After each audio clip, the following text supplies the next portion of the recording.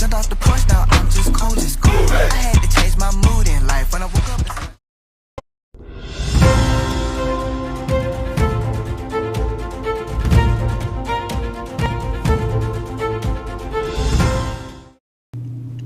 Hello, welcome back to Bridging the Gap. My name is David James, and coming up in September the 26th, we will have our Westside Candidate Forum in Byval, Maryland, at the Westside Community Center. And I want to spend a couple of moments talking about some of the things that's going to be happening there and giving some information because, well, first of all, information is power, but I also want to make sure everyone understands how this is going to work, who's going to be there, and I'm going to actually spend maybe 2 or 3 shows breaking down the candidates that will be there, and we will talk about the first group of them. But again, I just want to make sure that everyone understands the whole reason for doing this forum is first and foremost for the community. Bridging the Gap's been around for a little over 4 years, and when we first came out, we were based in just the west side of Wicomico, just down Nanticoke Road direction. 4 years ago, before the last election, where we weren't in the Giordano administration yet. We didn't have anybody who's elected now, minus John Cannon and Mr. Holloway and a couple other people actually doing things for the county.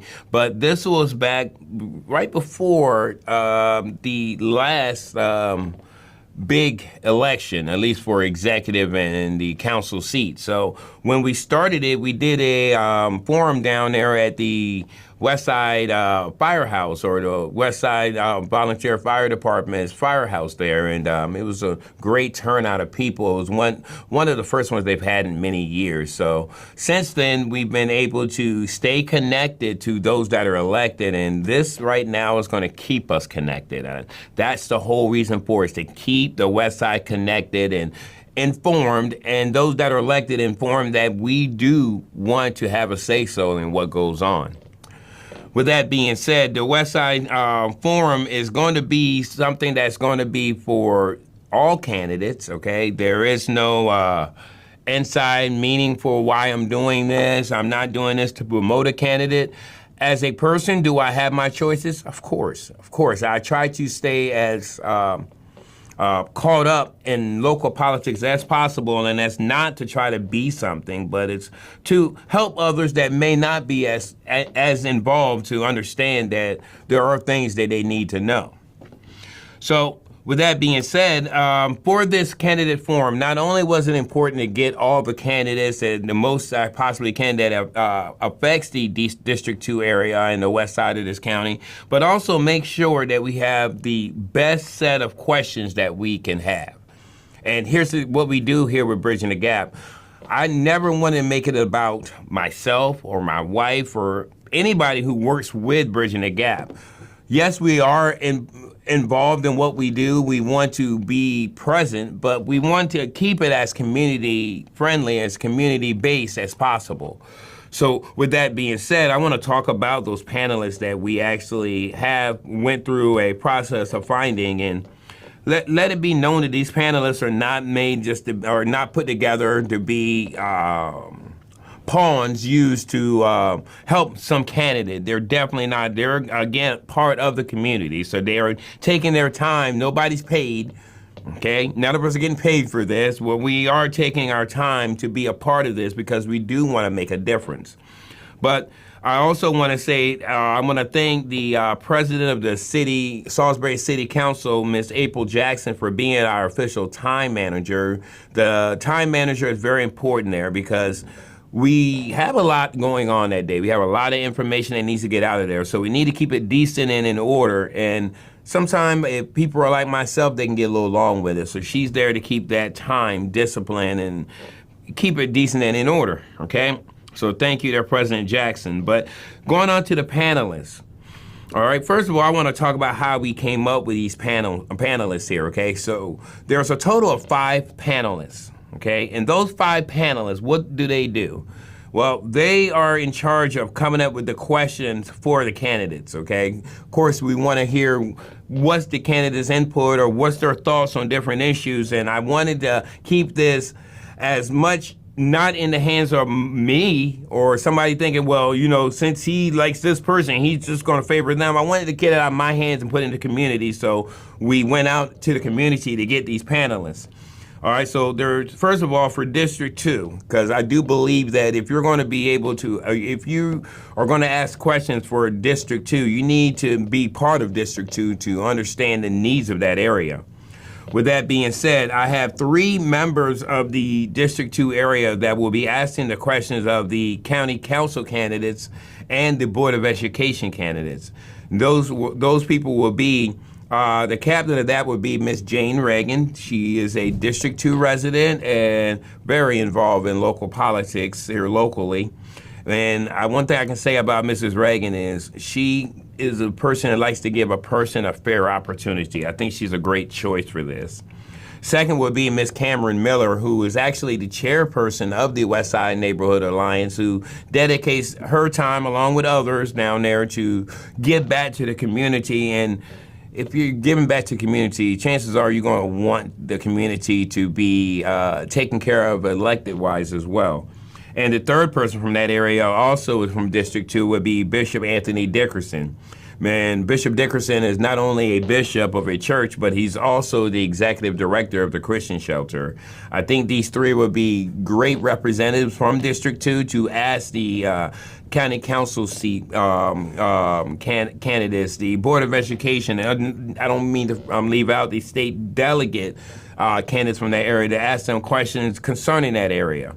So those are going to be the 3 panelists that's going to be asking them questions. Again, that would be the captain of it, which would be Jane Reagan, along with Cameron Miller and along with Bishop Dickerson. Now, again, there's going to be a total of 5 panelists. The other 2 panelists, which do represent Bridging the Gap, will be added on to ask all the rest, be a part of asking the question for the rest of those that will be there. And they will be asking questions of the Maryland Senate candidate seat, that seat and the candidates for that, the candidates for Congress, the candidate that's going to be there for state's attorney, the candidates for sheriff, the candidates for executive, and also the candidates for governor. So those 5 panelists will be, first of all, the captain of the 5 together will be Michael Langford, who will be joining Jane Reagan and Cameron Miller and Bishop Anthony Dickerson. But also that 5th panelist will be Jermichael Mitchell. And again, I feel comfortable picking Michael Langford and Jermichael Mitchell if you watched any Bridging the Gap. They are very impartial, in my opinion, of they're very impartial in their thought pattern, and they are very minded. Again, I didn't want to pick anybody that are so headstrong in one way or the other way that they would, no matter what the other person say, they're going to have tunnel vision. I wanted to make sure I can make this as community made or community friendly as possible. So those are our panelists for that. Okay.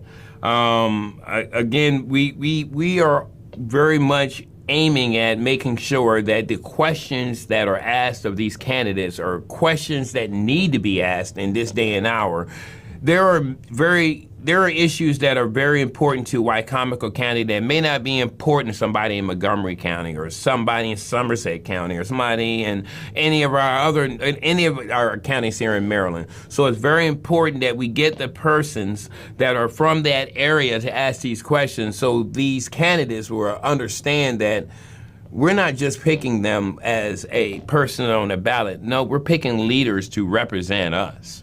So again, that is the overview of the panelists and their job description. The next group that we'll be talking about in a few moments will be the actual people who will be a part of this forum.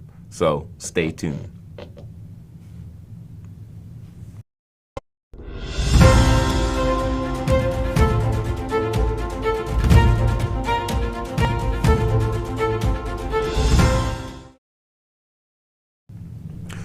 Okay, welcome back.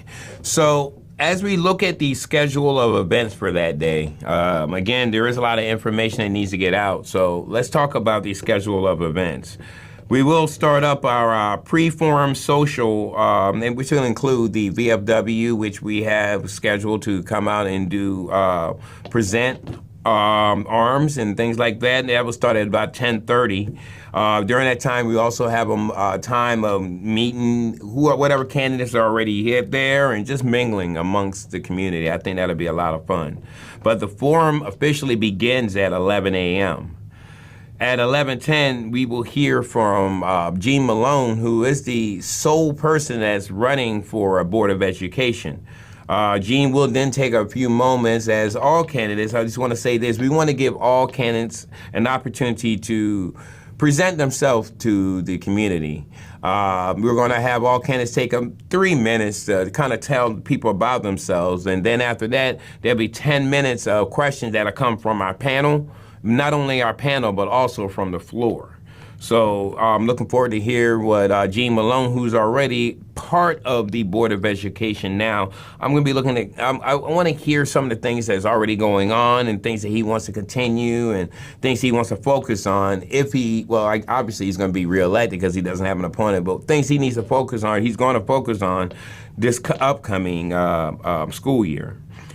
After that, at 11:30, let me back up. 11:30, we're going to hear for a few moments from the Westside Neighborhood Alliance. The Westside Neighborhood Alliance, who are the ones that pretty much are the ones that set the programs and kind of control that community center down there, and they do a great job of it. We want to hear about them. They are a 501c3 organization. They do accept donations, but they want to make sure, just like with Bridging the Gap, that people are informed of what they're about. So we're going to hear from them for a few moments.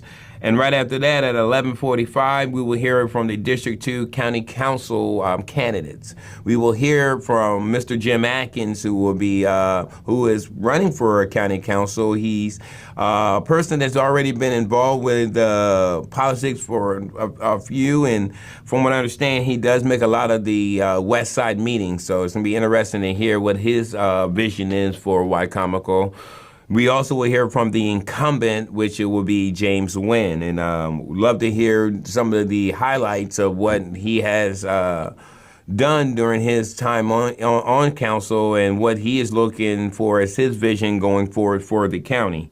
So again, we will hear from both candidates for the county council seat of District 2 at 11:45. Can't wait to see that and hear from that. And then after that, we'll take a little break.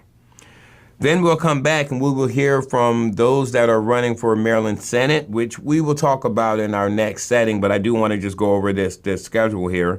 We will hear from those that are running for Maryland Senate. After that, we will hear from our delegates and also the young man that's going to be running for delegate over there. There's only one person that's not already elected that actually will be speaking about the delegate positions for Maryland. After that, we will hear from Mr. Swartz that's running for Congress. We are still working on trying to get in touch with Andy Harris. Can't make any promises of his appearance, but I'd also want to say that I wouldn't count him out from being there. Okay. After that, we'll take a quick break, and that's when we'll come to what I like to call the main event column of our forum. And that will take place, start around about 1:30 when the state's attorney, Jamie Dykes, will take the podium. And since she is unopposed, she will talk about hopefully some of the things that she has accomplished in her time as state's attorney and some of the things that she would like to see as a vision going forward.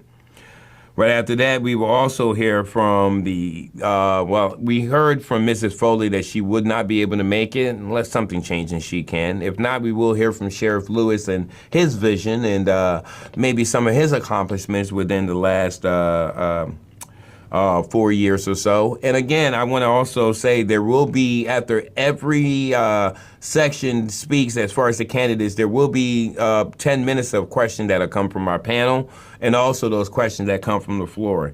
I'm really excited for the question and answering point. After the sheriff's race, we will also hear from the opponent, hopefully, of the executive and also the executive. We have reached out, and I have spoken to Mr. Ernie Davis, who is running for the county executive on a Democratic ticket. Looking forward to see what his vision is. I've seen him at the council meeting. I know one thing he's been concerned about was nursing home, but other than that, I really would like to hear, I'm pretty sure others would like to hear what his platform and his vision is for our county. So I'm hoping to hear from him there. I can say that our now executive, who seems to always be present at these events, she is scheduled to speak. So, again, I would like to hear what Madam Executive vision is for the county going forward if she's reelected, and some of the things that she has completed as her goals in the last 4 years as being the executive. After that, we're moving to what I like to call the gubernatorial invitational. It is an invitational forum debate, if you will, between Mr. Dan Cox, who is the Republican candidate for governor, and hopefully, maybe we can get the governor Wes Moore here. There has not been any debates. I do know that Mr. Cox has been throwing out the challenge for it. We here at Bridging the Gap, we're doing everything we can to reach out to the governor's office, but we cannot make any promises that he will be here. All we can do is be hopeful that he does show up, and we have that. But if he does not, we definitely will hear from Dan Cox for his vision for the state of Maryland. Again, it's going to be really exciting. It's going to be really exciting, this forum, and it's very informational. The great part I'd love to announce is that PAC 14 will be covering it. It will be covering it on their live channel on Roku app and on their Comcast channel. They also will be covering it via their Facebook. I'm excited. Bridging the Gap's also planning to cover it live as well. More importantly, I'm hoping that each and every one of you, if you cannot watch it live, that you will take the opportunity to watch it on one of the many different platforms it will be on the replay. Because again, even if you're not from District 2, there are seats that are up that are going to be like the governor's seat, like Congress seat. There is going to be something for everyone and information for everyone. That's the whole reason for Bridging the Gap, is to make sure that information is given out. Not my thought, but true information. Thank you all for listening. Thank you all for being supportive and just giving Bridging the Gap the opportunity.